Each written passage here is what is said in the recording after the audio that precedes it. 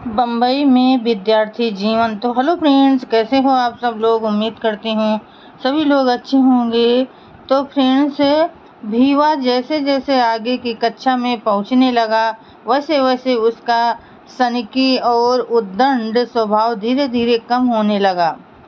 अब खेलने में भी उसका मन कम लगता था। भीवा ने पढ़ाई लिखाई की ओर अधिक ध्यान देना शुरू किया। पिताजी की रोज रोज की निगरानी और केलुस्कर की सतत प्रेरणा से भीवा ने 7वीं कक्षा में जमकर पढ़ाई की। उसने सन 1907 में मैट्रिक की परीक्षा दी और उसमें उसने अच्छी सफलता प्राप्त की। भीवा के मैट्रिक पास होने की खबर सुनकर उसके घर के सभी लोगों को और डबक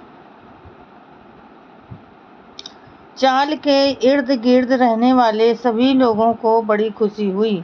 सूबेदार की प्रसन्नता की कोई सीमा नहीं रही। मैट्रिक परीक्षा बेहद कठिन होती है और उसमें अछूत समाज का एक लड़का पास हो गया। यह देखकर अछूत समाज के आम आदमी को बड़ी खुशी हुई। उन्होंने भीवा का अभिनंदन करने के लिए डबक चाल में एक मंडल लगवाया और उसमें आम सभा की। इस अभिनंदन सभा के अध्यक्ष माननीय सीताराम केशव बोले थे। इस सभा में अन्य जाति के लोग भी आए थे। यह सभा सन 1908 के जनवरी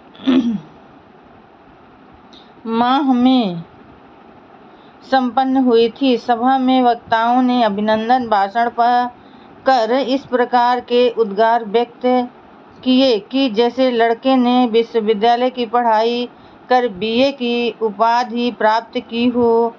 इस सभा में भीवा को फूलों की माला पहनाई गई। उसको स्वीकार कर भीवा मुंह से एक शब्द भी बोले बिना अपने घर चला गया। उस समय उसका ड्रेस एक सफ़ेद धोती, कांच बना कर पहना हुआ कत्थई रंग का कोट, पाँव में मालवड़ी चप्पल और खुला सर होता था। वास्तव में भीवा की उच्च शिक्षा की नींव इसी सभा में रखी गई। यह समाचार पावा केलुस्कर ने डॉक्टर भीमराव रामजी अम्बेडकर नाम से सन 1932 के अप्रैल माह के साप्ताहिक जनता के विशेष अंक में लिखे लेख द्वारा दिया गया है। वे अपने लेख में लिखते हैं, जब भीवा ने मैट्रिक की परीक्षा पास कर ली तो उनका अभिनंदन करने के लिए उनके कुछ जाति बंधुओं ने एक सभा का आयोजन परेल में किया था। मैं उस सभा में सम्मिलित होने के लिए गया था और मैंने अभिनंदन के तौर पर 2 बातें कही थी। सभा समाप्त होने के बाद मैंने उनके पिता रामजी सूबेदार पेंशनभोगी से कहा था कि आपका यह लड़का बड़ा प्रतिभा संपन्न और बुद्धिमान है। इसकी आगे की कॉलेज की पढ़ाई जारी रखिए। तब उन्होंने कहा, मुझे केवल 50 रुपया पेंशन मिलता है। इसमें मेरा और मेरे परिवार का गुजारा नहीं हो पाता। फिर मैं उसकी पढ़ाई के लिए पैसा कहाँ से लाऊं? तब मैंने कहा, यदि मैंने इसको बड़ौदा महाराज गायकवाड़ से कुछ मदद दिलाई तो क्या आप इसको कॉलेज में भेजने के लिए तैयार हो जाओगे?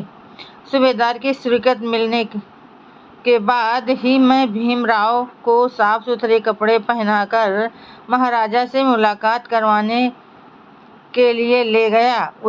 उनके दर्शन करने के बाद मैंने उनको टाउन हॉल में दिए गए भाषण की याद दिलवाई और कहा, महाराज ने इस तरह का अभिवचन दिया है कि अछूत समाज से कोई योग्य छात्र मिले तो हम उच्च शिक्षा के लिए उसकी जरूर मदद करेंगे। इसलिए मैं महार जाति के एक योग्य छात्र को आपके पास लाया हूँ। उसने अभी अभी मैट्रिक पास किया है। उसके पिता मिलिट्री में सूबेदार के ओहदे तक पहुंचकर पेंशन लेकर घर बैठे हुए हैं।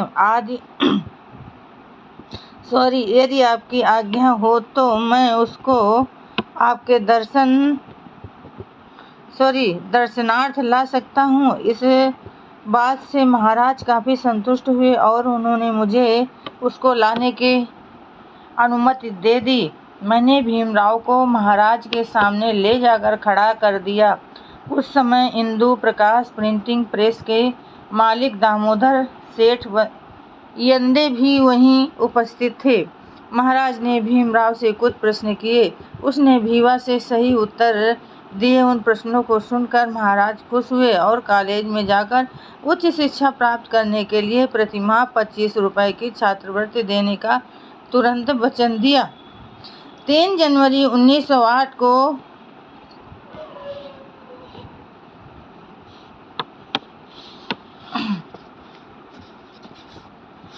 एल्फिंस्टन कॉलेज में प्रीवियस की क्लास में भीवा का नाम दाखिल किया गया। कॉलेज में जाने के बाद उसको बड़ौदा महाराज की प्रतिमाह 25 रुपए की छात्रवृत्ति जूनियर बीए की क्लास में मिलनी आरंभ हुई, जिसके कारण भीमा को अपनी जिम्मेदारी का पता चला। भीवा सुबह उठकर कॉलेज जाता था। उसी समय के वी ईरानी, जो उनके फारसी भाषा के अध्यापक थे, उस कॉलेज में फारसी के लिए असिस्टेंट प्रोफेसर बनकर आए थे। उन्होंने अपना कमरा भीवा को पढ़ाई के लिए दे दिया था। भीवा सुबह 7 बजे आकर इस कमरे में पढ़ाई करता था। कोर्ट में काम करने के लिए डबक चाल के पास पड़ोस का एक व्यक्ति 9 बजे घर से निकलता था। घर के लोग उसके पास भीवा का भोजन भेजते थे। उसका वह भोजन बाजरे की 2 रोटियां और सुखाई हुई मछली की चटनी। वो आदमी भीवा को भोजन देकर अपने काम पर चला जाता था। भीवा 10 बजे के करीब भोजन करता था और 10:30 बजे कक्षा में जाकर बैठ जाता था। उनकी यह दिनचर्या 1-2 साल तक इसी प्रकार चलती रही। तो फ्रेंड्स, आज के लिए बस इतना ही। कल फिर मिलेंगे अगले नए वीडियो के साथ। तब तक के लिए फ्रेंड्स, जय भीम, नमो बुद्धाय।